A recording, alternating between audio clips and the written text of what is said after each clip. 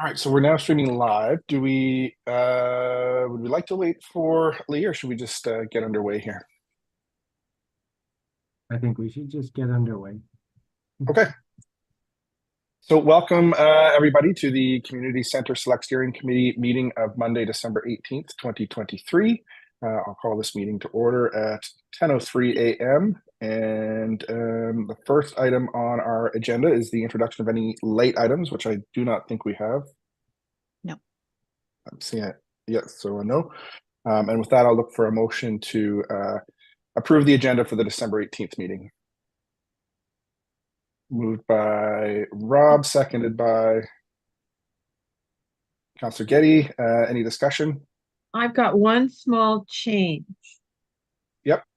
It's on the back page. It's the resolution that starts at the bottom of page 5, and it's the top line. The window art, it's not because of a contractual obligation, it's the building code requirement, correct? This is a correction of the minutes, Councillor Morse? Yeah, it's just one small.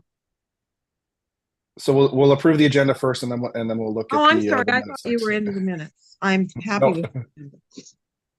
Okay, great. So all in favor of the agenda, raise your hand, say aye. Aye. Aye, that carries. And next item, moving on to adoption of the minutes. Councillor Morse.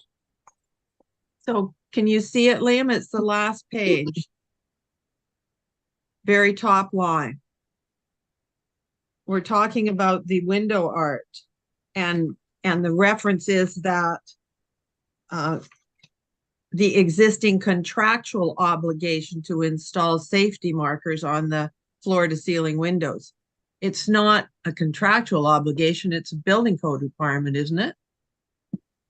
Contractual doesn't seem like the right word. Contractual implies that it's something the contractors require. Well, they are required to do it because it's within code. So I think if by leaving contractual obligation, it helps to define that there's not an additional cost to us because it's already within the scope of the budget. Okay, because I was going to suggest we change the word contractual to building code obligation.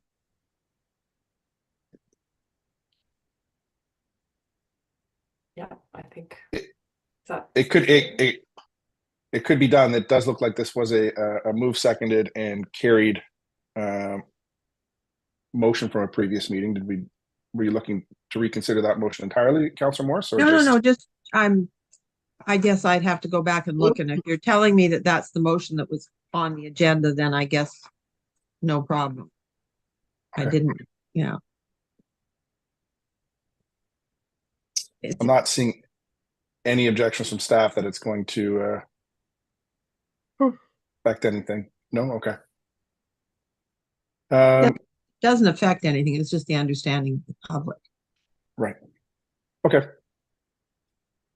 So is there a motion then that the minutes of the Community Center Select Steering Committee meeting held October 12th, 2023 be adopted? Moved by Councillor Getty. Seconded by Rob, Mr. Glure. Any further discussion? Seeing none, I'll call the question. All in favor, raise your hand, say aye. Aye. Aye, and that carries. Thank you. I will look to the corporate officer for any public comments today. There are no public comments. Okay, thank you. And then moving on to 4.1, a construction update from our CAO. Over to you, Liam. Okay, thank you, Mayor. As you can all tell, the project's still well underway. And I hear from many folks in the community that it feels like the project may have stalled because there's not been much additional work to the exterior of the building in the last while. And while that's true, that doesn't mean that the project itself is stalled. There's been a lot of work ongoing in the interior, as well as some additional civic works around the site too. So the cladding got stalled when there was the concern around the oil canning that was being witnessed as it was being installed. And so the architects went back to the builder and asked if there could be either a different product or a different method of assembly, especially for the roof, to avoid oil canning on the roof. And so the vendor is looking at alternatives, and we haven't yet arrived at a solution is agreeable to everybody, but I think we got nailed down pretty quickly, and then the roof can start to go on. The challenges with the cladding isn't so much the oil canning. I actually don't mind the oil canning. I think it adds texture to the shiny metal, and there's no reasonable opportunity to change that cladding at this point in time, because there's quite a bit of it on the building all around the backside, and it would be a very expensive change. And so I think the cladding will continue to be the metal product, and the oil canning, I don't personally have any concerns with it. And there are no concerns with it in regards to the structural integrity or the water tightness of the building. But what we have been having a little bit of challenge with is around some of the more detailed finishes around windows and entranceways, with the metal cladding having some sharp protruding bits. And so we've been working with the subtrades and the vendor to come up with a better finish so that we don't have those hazards on the exterior of the building. And I don't think we've really reached a solution for that yet either. So I believe the constructor's waiting to complete the cladding before the roofing would then go on, because there's a bit of sequencing required with the siding and the roofing. But internally in the building, it's really taking shape. It's real. The drywall is almost all completed. There's lots. There's still a fair bit of work to be done in the large multipurpose room. But we're at that point too where we're really looking forward to getting the building closed up to the point where we can in earnest get heat on and get moisture out of the building, because then that will enable us to start working on the flooring and other finishes that require a more sensitive temperature and moisture controlled environment. And so there's a lot of great activity happening within the building.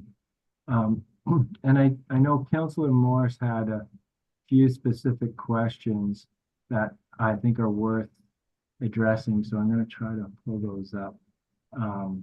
I know a lot of it was around the cladding and the roofing, and I just want people to know that that is a top priority for us. It isn't, you know, with the winter here fully upon us, it isn't great to not have the roof on.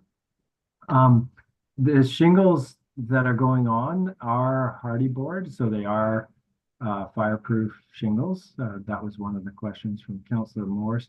And another question was around the color scheme. And the color scheme was part of the original color scheme that was approved by this committee many years ago. And when the color scheme changed in 2022 from what was or not the scheme, sorry, when the colors of the building changed in 2022, it was due to availability of some of the products and the desire to move to a hardy board plank for the shingles away from wood to achieve better fireproofness. And that color, the colors of the building were then brought forward to this committee in July 2022, and the renderings were updated with the exact colors that we're seeing on the building going on today. And then I do also just want to reiterate that the roofing material will also be the same, maybe not the exact same color, but the same type of material and similar color to the siding that's going. So in terms of construction, right now, the focus is to get that roof on, get the siding on. There's a lot of internal activity ongoing. And externally, there's still some critical work to connect the building up to the proposed septic area at the north of the property. And so that work still needs to be completed. And a critical element that we're really watching is the connection to the permanent connection to hydro via the pad mounted transformer. And we have a date scheduled in January to meet with hydro about that. And so that's going to be a critical piece of the project to watch for. Once we get that power approved and hooked up to the building, then things can really ramp up faster to completion. I'm going to pause there to see if there's any questions. I see Councillor Getty's got it. Yes, over to you, Councillor Getty. With respect to the oil canning and the siding, we were going to get something in writing from either the contractor or the supplier that it was only cosmetic and it wouldn't have any problems with respect to the anything else in terms of the integrity of the building. Does that happen? Yeah, let me double check because I did request that from the architects and double check. Okay. I don't know that we need to sort that out now, but if it hasn't happened, if you could put that back on your to-do list. Yeah, for sure. Not that your to-do list isn't long enough, but you know, we'll just add to it. Well, this is a good one to get nailed down, so I appreciate the ask, and I will look into it. Any other questions from the committee? I don't see any.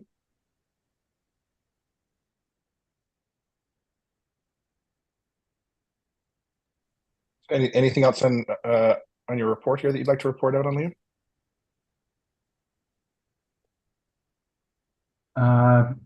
I got a response from the architect I just found in my email here, and I will forward that on to the committee.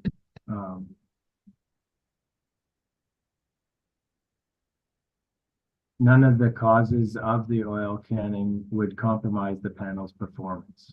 There's a whole bunch of narrative in there too, but that's the key statement that we want to see.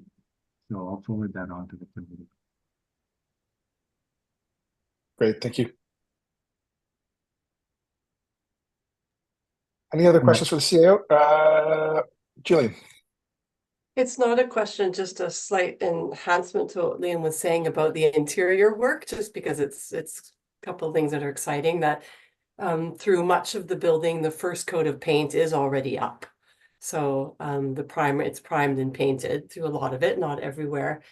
And when he was talking about a lot of the work inside, so the mechanical work, like all of that work for the mechanical, the ducts, and a lot of the heating, the system, that has really progressed substantially. So you'd never see that from the outside. But Lee and I were on site last week and we're speaking with one of the fellows from the mechanical trade who's been on site since May, I think he was saying. And he was saying that they're making up some really good time right now. And he was very pleased with their progress at the moment. So I'll pass along that. It's favorable. Great, thank you. All right, moving on to item 4.2, a fundraising update, and I will turn it over to our fundraisers. Thank you, everyone. Right, so since we've last met, we've continued with our communications and fundraising efforts with the focus on distribution of information through newsletters and other forums, and they include construction updates, impact stories about the community center. And I am pleased to report that the end of year fundraising campaign has raised just over $50,000 over the month of December. And based on the feedback from our site tours and other engagement, we know that people are getting really excited about the project as it nears end of construction. So we have a number of last mile pledges still to come in, including the 1 million pledge from the generous anonymous donor. And speaking amongst the generous donors, I'd just like to acknowledge the support of the Community Foundation through its Community Impact Grant Program, which has awarded $34,500 to help move the project forward. Also, the BC Arts Council has supported the project this year through an arts infrastructure grant of $40,000.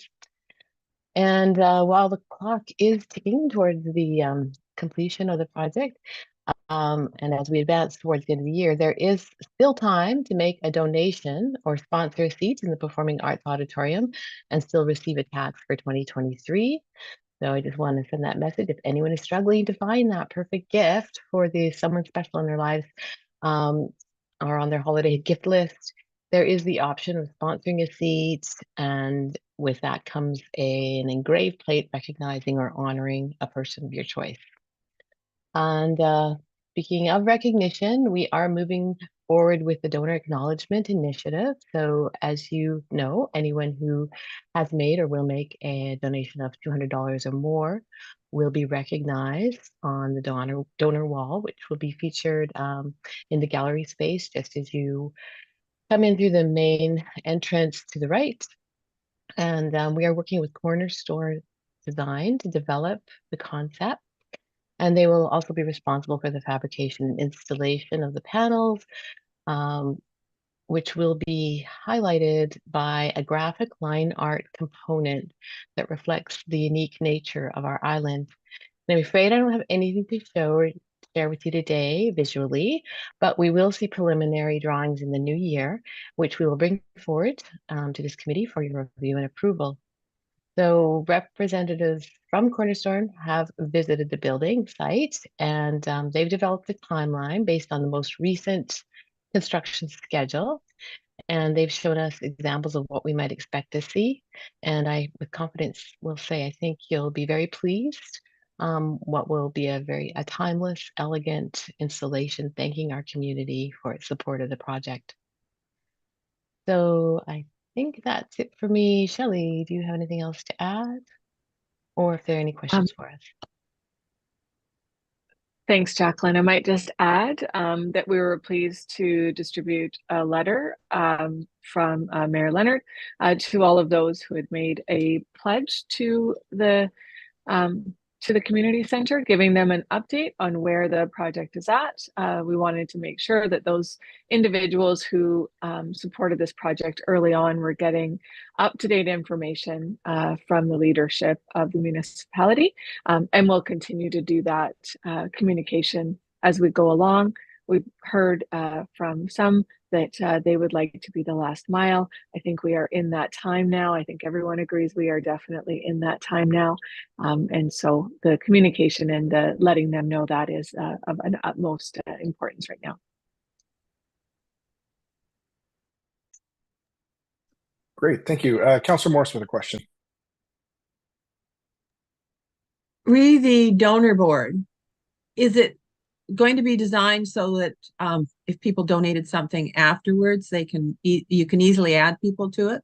I'm thinking of the one up in Gibson's, in the Gibson's market. It's really easy to add another fish. Absolutely, that's been taken into consideration and to ensure that we can allow for that to happen. Okay, thank you. Thank you, Councillor Morse. Any further questions? None, we'll move on to 5.2. Can I have someone move the recommendation to move to a closed meeting, please? Moved by the CAO, seconded by Councillor Morse. Any discussion? All in favor? Raise your hand, say aye. Any in opposition? None, and that carries. Thank you. Item 6 is information items. 7, question period. I'll look to Sophie for anyone here for question period. No questions. And with that, I will look to Councillor Getty for a motion to adjourn. Moved by Councillor Getty, seconded by the CAO. All in favor, raise your hand, say aye. Aye. None in opposition, that carries.